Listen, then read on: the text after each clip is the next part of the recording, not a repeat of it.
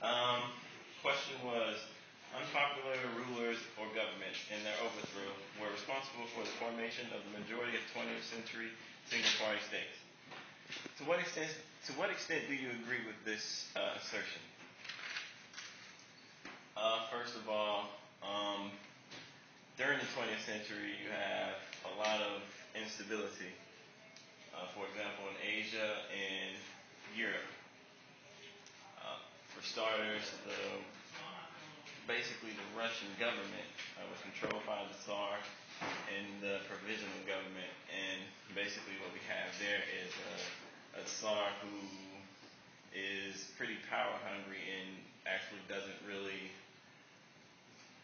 appeal to the people because he's basically all in it for himself, and he's not giving the peasants and the millions upon millions of people that live in Russia the attention they need, and the provisional government wasn't helping at all. For example, the soldiers that attacked Petrograd, the provisional government didn't have the means necessary to protect Russia at the time. So Alexander Kerensky, which was the leader of the provisional government during that time, armed the Bolsheviks, who were led by Lenin. He armed them to protect Petrograd, and as a result, the Bolsheviks basically answered that knock at the door and walked into the spotlight because they were seen as the defenders of Russia. And in Germany, we have basically the same thing with the Bundesrat and the Reichstag. It's like they're not influential to the peasants. And, as peasants basically make up the majority of Germany and as well as Russia. And after post-World War I, we had the Weimar Republic in Germany, which is led by Stresemann. We have the failure. Basically, the Weimar Republic failed because it was unable to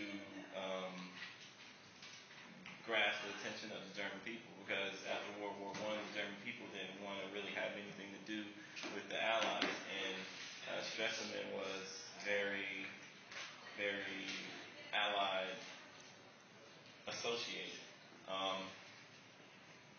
And Hitler actually took that to his advantage in running for office and getting his Nazism foundation and ideology started in Germany.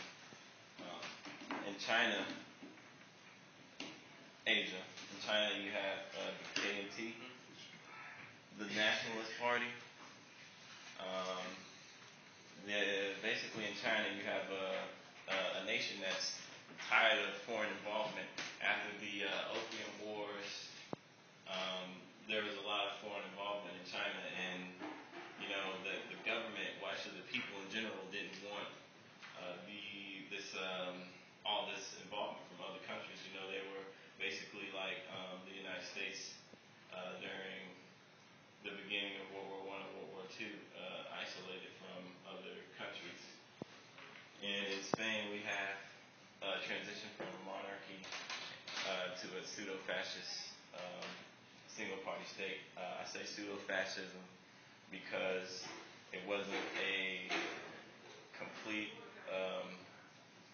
fascist state on account of there really wasn't enough time to establish a single-party state in Spain. But see, we have here, the unpopular rulers and governments. I mean, they went from a monarchy to a complete, fascist idea because there was no. I believe the peasants seek equality, and without equality among people, you don't have.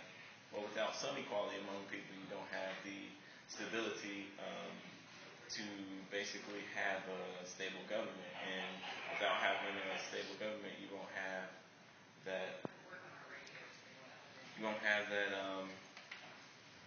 Well, you're more prone to go to radical ideas, and that's what happened in Asia